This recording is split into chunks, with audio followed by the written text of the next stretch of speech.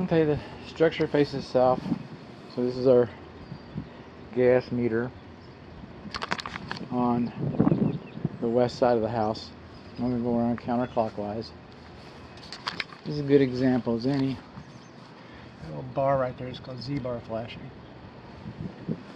Now, because this window, this edge, is less than 24 inches from the rain gutter, we do not need an additional Z-bar on top of the horizontal casement.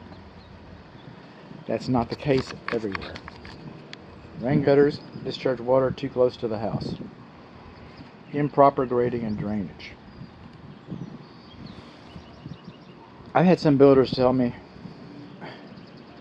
that when the water comes out of the rain gutter, then it hits the rim and kind of fans it out and distributes the water like that. But please, no. You got a little bit of high soil right here.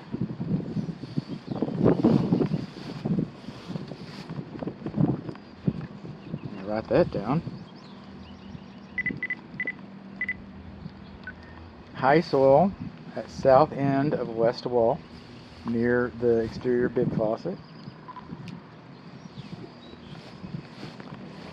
Where do termites live?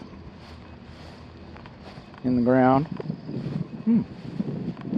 Well, they eat dead wood. What's wood mulch? Dead wood on the ground next to your house. It's called a clue. It's called a clue. We got some little hairline cracks between the brick and mortar underneath this faux window here. And a tree, that's your neighbor's tree. Interesting. How did you get away without having a tree in your front yard?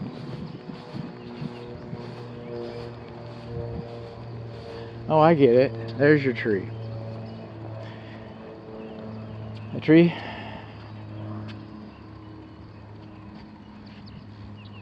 Okay. I was going to give a tree speech, but I guess not today. This design, all the water that comes off of this roof goes to that roof. All the water comes from that roof to that roof. All the water comes to that roof behind there. It all accumulates at that funnel, that apex right there. That's called a dead valley. There's worse examples, I suppose, but that's called a dead valley. Then, when our roof covering comes down, when the roof covering slope is perpendicular to the wall, where it ends, you should have kick-out flashing. Now you've got a diverter there, but there isn't kick-out flashing behind there. And then, the rain gutter is supposed to be an inch away from the wall.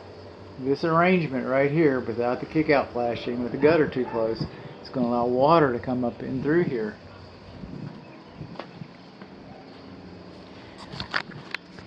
This architectural detail is called a dovetail or a rafter tail.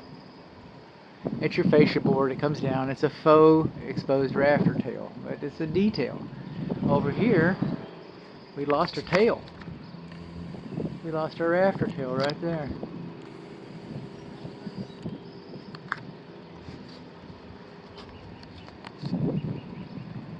This is our front portico.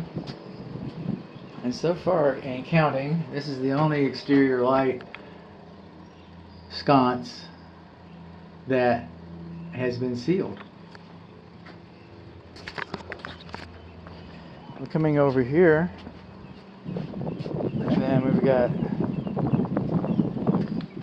this, somebody wiping their hands off. All right, that's not a natural quality of the brick. That's an unnatural quality of a poor application.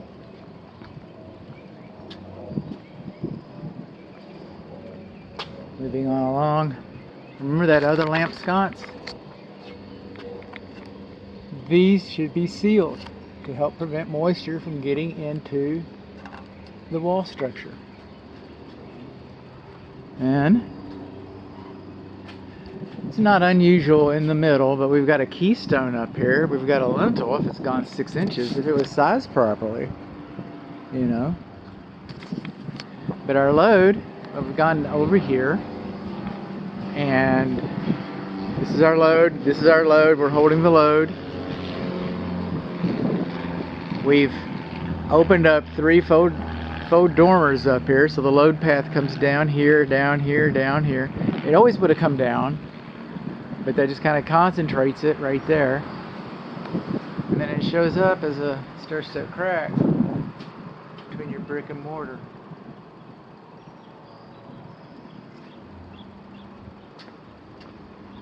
It should have been sealed. And then all this staining on your water table. You've got a masonry water table. That's what the brick was, and then you got weep holes in that. Okay. So that's your water table with the appropriate weep holes. Also, this foundation, what we'll notice here, is the perimeter has a parge coat around it. A parge coat is decorative. And decorative, what I mean is it has no, outside of aesthetics, it has no real purpose. And sometimes I do it just to look nice, and sometimes I do it to hide boo-boos or mistakes that have been made. I don't know. And just like a cake frosting, okay, just because the frosting is not cracked doesn't mean the cake isn't cracked. And just because the frosting is cracked doesn't mean that the cake is cracked. And because they're 2 different properties, they create voids that termites can use to come up between the parge coat and into the structure unobserved, because termites are blind and they work with pheromones. But there's nothing wrong with having a parge coat. Now over here we've got some expansion joints, and we've lined these with wood, and this is acceptable. This is the bare minimum. We need the wood in there to create some kind of synergy or stability, so that it keeps from unnecessary movement and shifting, and heaving. And so that's nice. There's other materials that you can use on expansion joints that do not rot and do not attract termites. But again, that's bare minimum. We like to brag about that. We're bare minimum type folks. Roof again, nice dark roof, continuous soffit vents. Here nope, no soffit vents there. Continuous soffit vents down that side.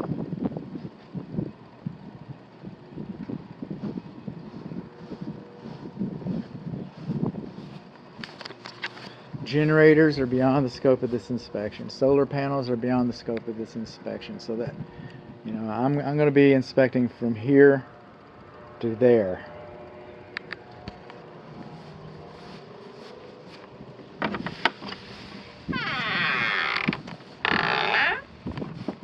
This is not drainage. That is swampage. If it doesn't dry in 48 hours, we consider that a problem. It's been wet a week because it's not draining. Now, you can't expect it to dry if it keeps raining. We don't have drainage. I mean, the drainage, we let it dry. Really?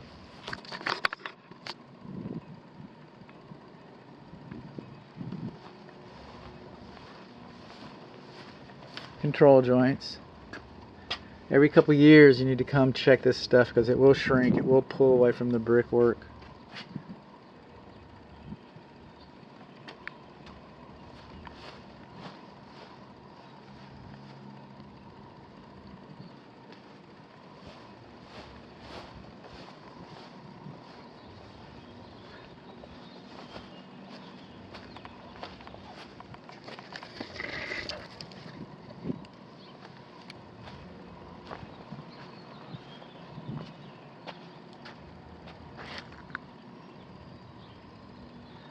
Now right here, we got a big gap at the corner of the fireplace chimney right there. You think water can curl? Water can curl 3 inches. You think water can curl up in there? I do. And then we go on up to the cap. And look at these 2 corners. Probably all 4 of them. There's big old gaps up there for water to get in. Then you come up here on these windows. These upper lights are fixed windows. They have the Z-bar flashing right here. But they're not 24 inches below the roof covering. So the horizontal casement board, the upper one, okay, the top horizontal casement board should have a Z-bar flashing. So the water doesn't get behind that and rot that.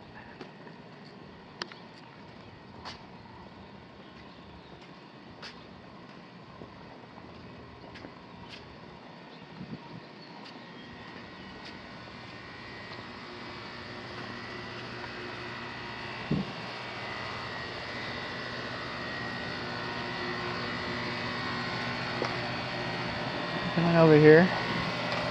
And in another video, I'm going to make a promise. Open this middle one.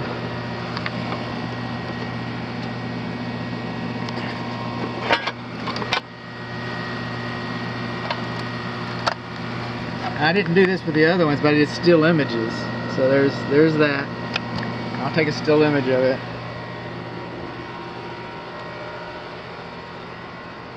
Generators are beyond the scope of this inspection. Okay, secondary drain lines over the window. If you see water through the window, you know you've got a problem. Our secondary drain line over here goes to a rain gutter. That can leak and leak and leak. You'd never know you had a problem. Here, level, grading, and drainage. Put a level on it. You'll see. Look at it. You can see moss growing in it. You can see stuff sprouting out of it. Little jungle stuff.